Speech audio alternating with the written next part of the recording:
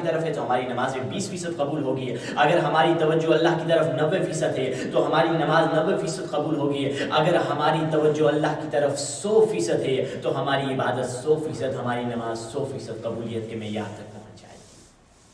اور اللہ کا لاکھ لاکھ شکر ادا کریں، خدا نے ہمیں ایسے رہنما دیے، خدا نے ہمیں ایسے گائیڈ دیے، خدا نے ہمیں ایسے ائمہ اطہار دیے، خدا نے ہمیں ایسے پیغمبر اور ایسے ائمہ اطہار دیے کہ جن کی زندگی کی ہر عبادت 100% سے بھی زیادہ، کہیں زیادہ اللہ کی بارگاہ میں قبول ہو. کسی جنگ کے بارے میں واقعہ ہے کہ مولا علی علیہ السلام کے پاؤں میں تیر لگ گیا، اور ایسا تیر لگ گیا کہ ہڈی کو پار کر کے چلا گیا. صحابیوں نے چاہا مولا علی علیہ السلام کے پاؤں سے تیر کو نکالے، مگر مولا علی علیہ السلام نے منع کر دیا. صحابیوں نے کہا کیا رسول اللہ، کیا تیر کو ویسے ہی چھوڑ دیں، کیا تیر کو نہیں نکالے؟ رسول خدا نے کہا ابھی تیر کو نہ نکالنا. تو صحابیوں نے پوچھا تیر کو کب نکالیں؟ رسول خدا نے کہا جب علی علیہ السلام نماز پڑھیں اور نماز میں سجدے میں جائیں تو علی کے پاؤں سے تیر کو نکالنا. علی کو پتہ ہی نہیں چلے گا کہ تیر نکلا ہے کہ نہیں نکلا. اور تاریخ کے جملوں نے یہی لکھا، شیعہ سنی کتابوں میں یہ درج ہے کہ میرے مولا علی علیہ السلام مصلی عبادت پہ آئے اور سجدے میں گئے، صحابیوں نے مل کر تیر کو نکالا، مصلی خون سے تر ہو گیا، مگر نمازی کو پتہ نہ چلا کہ تیر نکلا ہے کہ نہیں نکلا. یہ مقام ہے.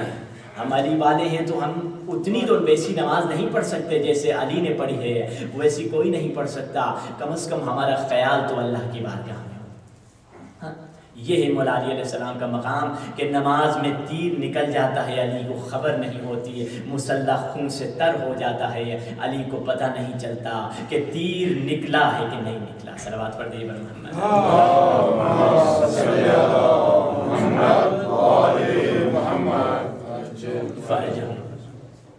مگر ادھر اعتراض کرتے ہیں کچھ لوگ، کہتے ہیں کہ بھائی یہ کیسے ممکن ہے کہ علی کے پاؤں سے تیر نکل جائے، علی کے پاؤں سے تیر کو کھینچ لیں اور وہ تیر جو ہڈی کو پار کر کے چلا گیا ہے اور علی کو پتہ نہ چلے؟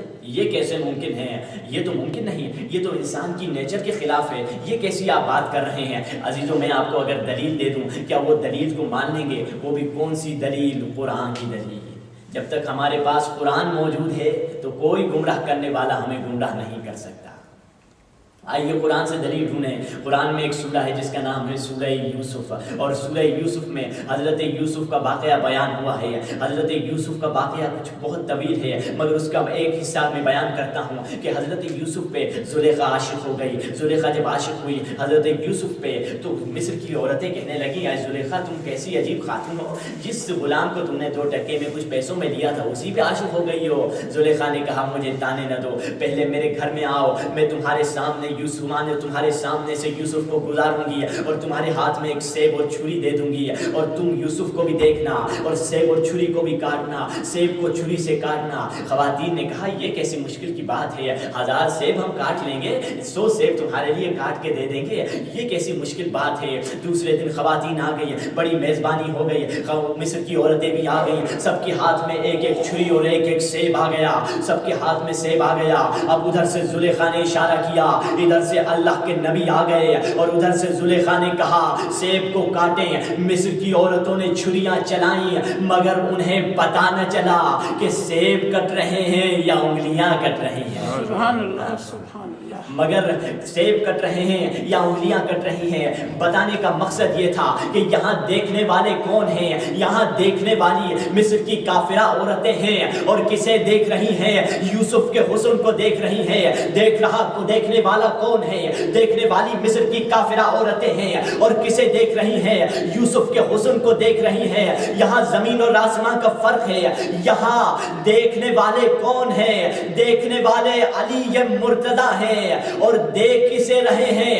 یوسف کو نہیں، خالق یوسف کے حسن دیکھ رہے ہیں. خالق یوسف کا علی حسن دیکھ رہے تھے، اسی لیے علی کو پتہ نہ چلا کہ پاؤں سے تیر نکلا ہے کہ نہیں نکلا. ایک صلوات پڑھ دیجیے محمد.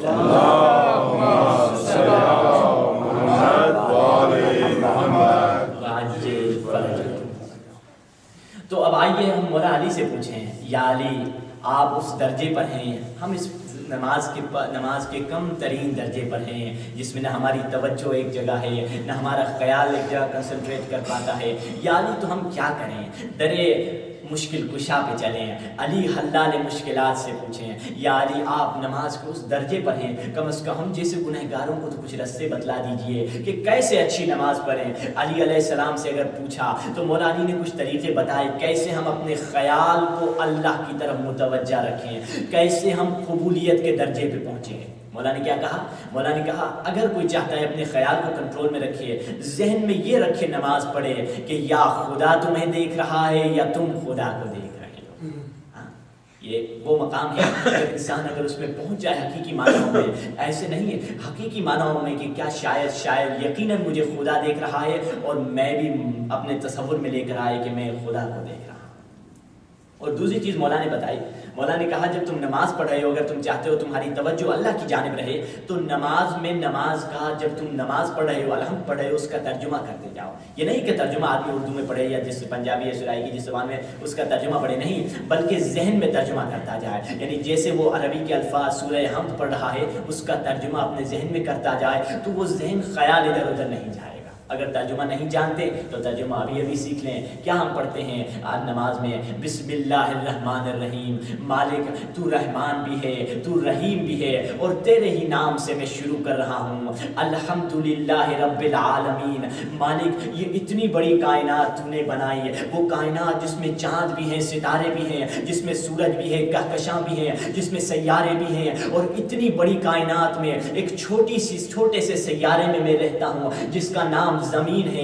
یہ چھوٹا سا سیارہ ہے، کائنات کے سامنے تو یہ بہت چھوٹا سیارہ ہے۔ مالک اس چھوٹے سے سیارے میں ایک کانٹیننٹ یورپ میں رہتا ہوں، اور یورپ میں ایک چھوٹے سے شہر ملک بیلجیم میں رہتا ہوں، اور اس چھوٹے سے شہر میں برسلز کے شہر میں رہتا ہوں جو دنیا کے سامنے، جو کائنات میں ایک نقطے کے برابر بھی نہیں ہے، اور اس شہر میں تیرے سامنے آیا ہوں اور تجھ سے بات کر رہا ہوں، اور میں پوری کائنات میں نقطے کے 1000 گنا بھی نہیں ہوں۔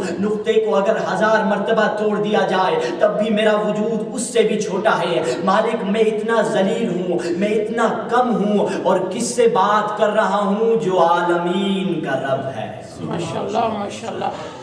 الحمدللہ رب العالمین، تمام تعریف اس خدا کے لیے جو عالمین کا رب ہے۔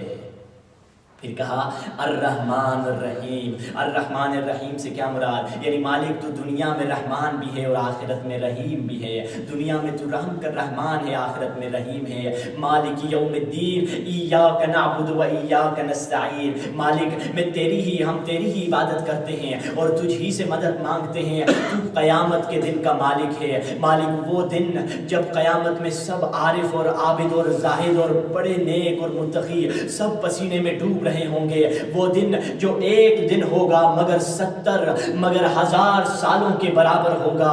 اس دن وہ دن قیامت کا جو دن ہے، اس دن کا تو مالک ہے۔ مالک مجھ پہ رحم کرنا۔ مالک یوم الدین، ایاک نعبد و ایاک نستعین، اہدنا الصراط المستقیم۔ مالک مجھے ہدایت کے راستے پر قائم رکھ۔ کون سا ہدایت کا راستہ؟ صراط الذین انعمت علیہم، وہی ہدایت کا راستہ جو تو نے اہل بیت کو بتایا، وہی ہدایت کا راستہ جو تو نے اپنے نبی اور اولیاء اور انبیاء کو بتایا۔ اور کون سا راستہ؟ وہی راستہ جو تو نے اصفیاء کو بتایا، غیر المغضوب علیہم ولا الضالین، مگر اس راستے سے مجھے بچائے رکھنا جن پہ تو نے اپنا غضب نازل کیا، جن پہ تو نے اپنا عذاب نازل کیا۔ جب انسان اس طرح اپنی نماز جو پڑھ رہا ہے اس نماز کا ترجمہ کرتا چلا جائے گا، ٹرانسلیٹ کرتا چلا جائے گا، جو انسان کا خیال ایک جگہ رہے گا۔ اب مولا علی علیہ السلام نے ہم نے پوچھا، اب آئیے رحمت للعالمین رسالت امام محمد مصطفیٰ صلی اللہ علیہ وسلم،